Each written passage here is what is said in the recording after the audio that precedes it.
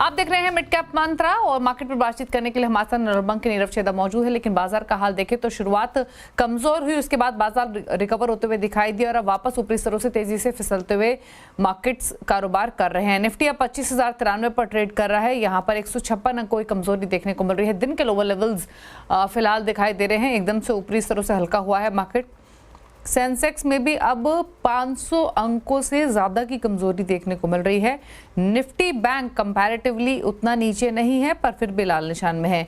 150-60 अंकों की कमजोरी आपको निफ्टी बैंक में भी देखने को मिल रही है। Mid cap small cap index भी आधा परसेंट नीचे कर रहे हैं ट्रेड। मार्केट की ब्रेथ भी डेफिनेटली नेगेटिव ही है। दिग्गजों के साथ साथ छोटे मझोले स्टॉक्स में प्रेशर है और इसीलिए एडवांस डिक्लाइन रेशियो देखेंगे तो लगभग 1403 स्टॉक्स हैं जो कि गिरकर कारोबार कर रहे हैं। 1055 स्टॉक्स हैं जो बढ़त के साथ कर रहे हैं ट्रेड। तो ये रहा फिलहाल का हमारे सामने मार्केट की ब्रेथ का हाल। लेकिन अगर आप बाकी पॉकेट्स पे देखेंगे, सेक्टर स्पेसिफिक देखेंगे तो कुछ सेक्टर्स में हमने रिकवरी आते हुए देखी थी आज के कारोबार में। लेकिन अब ऊपरी स्तरों से ज़्यादातर जो सेक्टर इंडाइसेस है वो भी हल्के होते हुए दिखाई दे रहे हैं। निफ्टी अब दिन के लोअर लेवल्स पर 161 पॉइंट नीचे कर रहा है ट्रेड। ये रहे निफ्टी के कॉन्स्टिट्यूएंट्स। सपोर्ट मिल रहा है थोड़ा बहुत Infosys, Axis bank, SBI, tech Mahindra से। आईटी इनफैक्ट आज बेहतर परफॉर्म कर रहा है। वहीं HDFC bank, ITC, ICICI bank और रिलायंस यहाँ से प्रेशर दिखाई दे रहा है। एचडीएफसी बैंक तो 35 अंकों का नेगेटिव कंट्रीब्यूशन फिलहाल लैंड कर रहा है। लेकिन करना क्या है अब और बाजार बंद होने तक कौन से लेवल्स रहेंगे, इंपॉर्टेंस पर करते हैं बातचीत। Nirav, good afternoon. बताइए पहले तो निफ्टी और बैंक निफ्टी दोनों पर आए। यस, गुड आफ्टरनून दीपाली जी। देखिए, निफ्टी और निफ्टी बैंक बहुत इंपॉर्टेंट सपोर्ट्स के पास आई है। पूरी रैली में 50 डे मूविंग एवरेज ने दोनों ही निफ्टी और बैंक निफ्टी को अच्छा सपोर्ट दिया है। निफ्टी का 50 डे एवरेज है 25,035 के पास में और बैंक निफ्टी का करीब करीब 51,550 के पास में। तो at this point of time दोनों इंडाइसेस बहुत करीब हैं और यहाँ से एक बाउंस बैक आ सकता है, बट प्रॉबेबली इसे शायद 1-2 दिन लगेंगे। आई बिलीव यहाँ से होस्ट ऑफ सपोर्ट्स हैं निफ्टी को इन बिटवीन 25,050 एंड 25,000 लेवल्स। तो बाइंग बनाई जा सकती है फ्रॉम एन इंट्राडे और 1 to 2 डे परस्पेक्टिव। यहाँ से आप बाइंग बना सकते हैं इन फ्यूचर्स एंड स्टॉप लॉस आप 25,150 का रखिएगा फ्यूचर में। फ्यूचर में प्रीमियम थोड़ा ज़्यादा है तो at this point of time थोड़ा स्टॉप लॉस भी बड़ा रहेगा और आई बिलीव यहाँ से 25,500, 25,750 ये लेवल्स आने वाले 2-3 दिनों में आ सकते हैं इन टर्म्स ऑफ निफ्टी। और बैंक निफ्टी में 52,500 तक के जो लेवल्स है वो आ सकते हैं। तो दोनों इंडाइसेस करंट लेवल से आप बाइंग बना सकते हैं। ओके, चलिए, तो ये रहा आपके लिए इंडेक्स पर रहा है। कुछ स्टॉक स्पेसिफिक ट्रेड्स रेकमेंड करेंगे? यस, देखिए, जो हिसाब से बाजार है दोनों ही बाय और सेल रहना बहुत ज़्यादा ज़रूरी हो जाता है। तो इसीलिए मुझे लगता है कि यहाँ से ओएनजीसी का जो पैटर्न है वो बहुत बढ़िया है और जो हिसाब से ऑयल बढ़ा है ये स्टॉक इतना बड़ा नहीं है, उसका ओवरऑल भी लॉन्ग टर्म पैटर्न काफ़ी बढ़िया है। तो करंट लेवल से ओएनजीसी आप खरीदिए। ऊपर में अराउंड 315 तक ये स्टॉक आ सकता है, वो टारगेट के साथ में आप बाइंग कर सकते हैं। 287 का इसमें स्टॉप लॉस रहेगा। दूसरा जो काउंटर मुझे लगता है कि यहाँ पे आपको सेल करना चाहिए वो है गोदरेज प्रॉपर्टीज। ये स्टॉक ने ट्राई किया कि हाई तोड़े मगर वो तोड़ नहीं पाया, double top kind of formation बनाया है, वहां से स्टॉक नीचे आया है। आई बिलीव यहाँ से और नीचे जा सकता है तो आप इसका फ्यूचर बेच के चल सकते हैं। यहाँ से आपका जो स्टॉप लॉस रहेगा 29.95 का रहेगा। नीचे में टारगेट जो रहेंगे 28.50 तक के रहेंगे।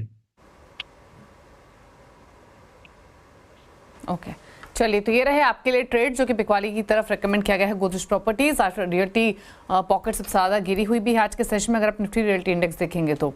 अब बात करते हैं मिड कैप्स के कुछ सेलेक्ट स्टॉक्स दिखाते हैं आपको जहां पर बाइंग देखने को मिल रही है। इनफैक्ट अगर आज आप पॉकेट्स देखेंगे तो PSU bank stocks, IT index और निफ्टी फार्मा इंडेक्स, ये 3 हैं जो कि अभी भी डिसाइसिवली हरे निशान में कारोबार कर रहे हैं।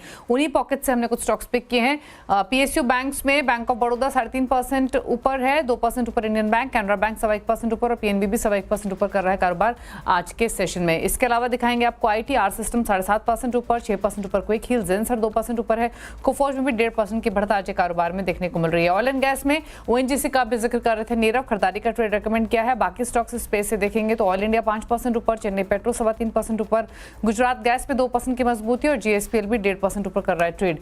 हेल्थ केयर स्पेस में न्यूलैंड लैबोरेटरीज, ग्लेनमार्क, शिल्पा मेडिकेयर और सुवेन लाइफ साइंसेज 3% तक ऊपर ये स्टॉक्स कर रहे हैं ट्रेड। और क्विकली आखिर में दिखाते हैं आपको रियल्टी स्टॉक्स जहां पर दबाव है। गोदरेज प्रॉपर्टीज अभी नीरव ने रेकमेंड किया बिकवाली के लिए, 4.5% नीचे है ऑलरेडी, और साथ ही फिनिक्स मिल्स 1% नीचे है और प्रेस्टीज एस्टेट भी 1% नीचे, ओबेरॉय रियल्टी में भी 1% की गिरावट देखने को मिल रही है।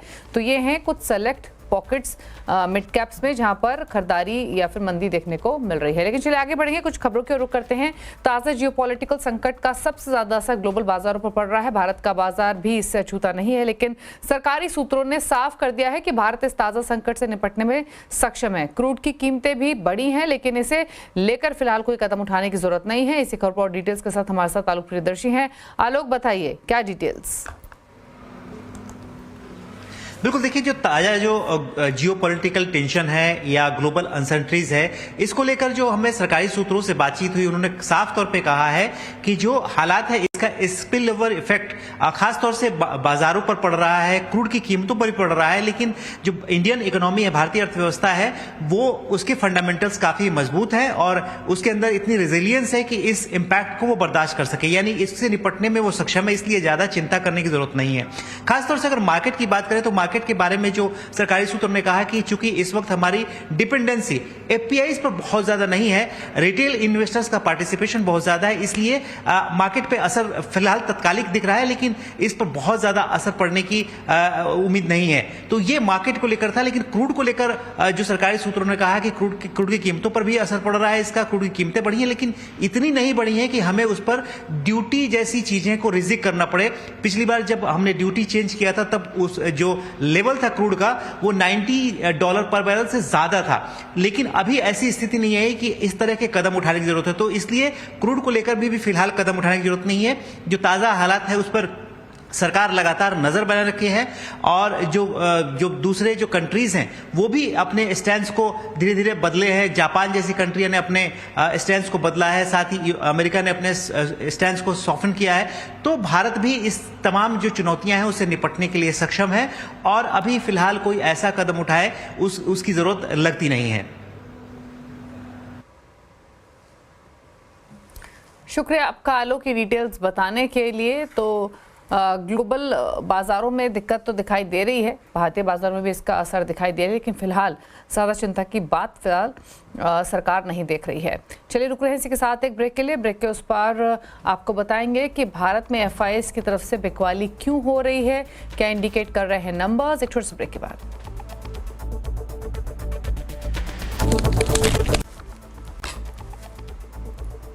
आप देख रहे हैं मिड कैप मंत्रा और बाजार में प्रेशर अभी भी सस्टेन होते हुए, लेकिन बात करेंगे एफआईआईज़ की। भारत में एफआईआईज़ की बिकवाली बढ़ती जा रही है। एफआईआईज़ ने कल भारत में 4 साल की सबसे बड़ी बिकवाली की। अचानक से भारत के प्रति एफआईआईज़ का मोह भंग क्यों हुआ है, इसकी जानकारी देने के लिए हमारे साथ हैं हुमराज फताकिया और डिटेल्स के साथ। बताइए हुमराज।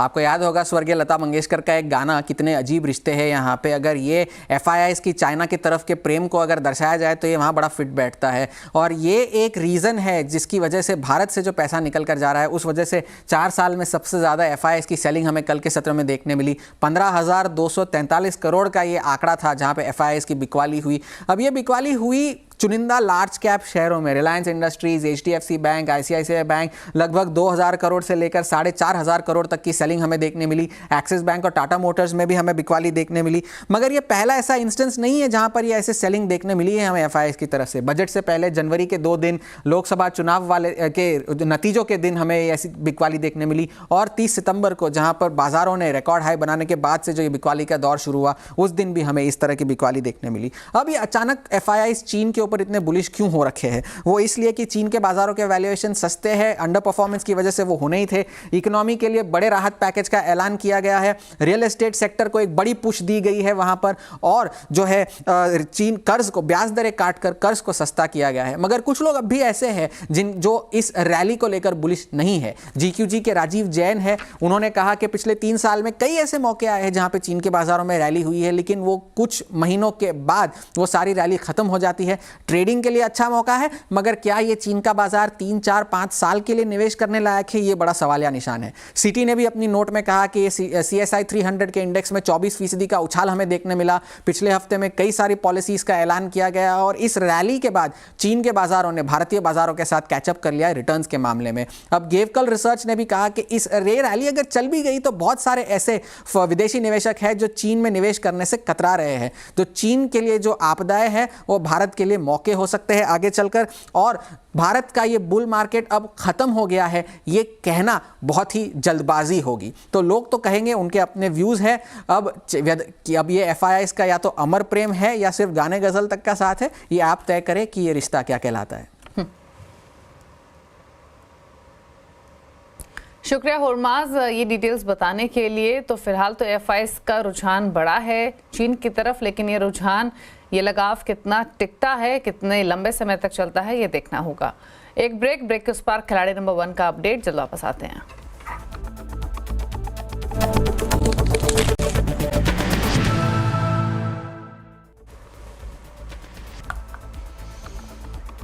आप देख रहे हैं मिड कैप 15। आप दिखाते हैं आपको खिलाड़ी नंबर 1 का अपडेट। इस हफ्ते निर्मल बैंक की स्वाति होटकर ये सिक्योरिटीज के लक्ष्मीकांत शुक्ला और लक्ष्मीश्री.com के अंशुल जैन के मुकाबला चल रहा है। दिखाते हैं आपको रिटर्न की स्थिति। आज मुकाबले का आखिरी दिन है। मुनाफे की मीटर में फिलहाल रिटर्न की स्थिति आपकी स्क्रीन पर। लीड कर रहे हैं अंशुल जैन 6% रिटर्न, स्वाति होटकर का पोर्टफोलियो फ्लैट 0.79% रिटर्न और लक्ष्मीकांत शुक्ला का पोर्टफोलियो नेगेटिव 11.39% रिटर्न लेंड कर रहा है। तो पहले पायदान पर अंशुल जैन। रुकना इसी के साथ एक ब्रेक के लिए। ब्रेक के उस पार आप देखिए न्यूयॉर्क कंपनी, लेकिन फटाफट से क्विक रिकैप मार्केट का लेकर आते हैं आपके सामने, जहां पर हम सुबह से खुलने के बाद अब तक काफी ऊपर नीचे के दायरे देखें। ऊपरी स्तरों से हल्का होता हुआ मार्केट फिलहाल 0.1% नीचे निफ्टी कारोबार कर रहा है 25,070 के लेवल्स पर। ऑलमोस्ट डेज लो पर 173 पॉइंट्स नीचे कारोबार कर रहा है। दिखाते एक बार आपको निफ्टी बैंक और साथ ही साथ मिड कैप स्मॉल कैप्स का हाल भी। निफ्टी बैंक भी कंपैरेटिवली उतना नीचे नहीं था जब हमने शो की शुरुआत में देखा था, लेकिन यहाँ भी अब प्रेशर थोड़ा सा एक्सटेंड हो रहा है, ऑल्दो निफ्टी के मुकाबले कम है। मिड कैप्स लोअर लेवल से रिकवर हुए हैं, लेकिन अभी भी आधा % नीचे है। सुबह ज्यादा हैमरिंग थी मिड कैप स्मॉल कैप्स की। सिमिलरली अगर आप स्मॉल कैप इंडेक्स को देखेंगे तो यहाँ भी लोअर लेवल से रिकवरी तो दिखाई दी है, लेकिन अभी भी लाल निशान में ही कारोबार होते हुए दिखाई दे रहा है। यहाँ पर आधा % की गिरावट है। रुक रहे इसी के साथ एक ब्रेक के लिए। ब्रेक के उस पर आप देखिए न्यूयॉर्क कंपनी में आज हम बातचीत करेंगे आयशर मोटर्स के VECV सेगमेंट के MD और CEO विनोद अग्रवाल से। छोटे से ब्रेक के बाद नमस्कार।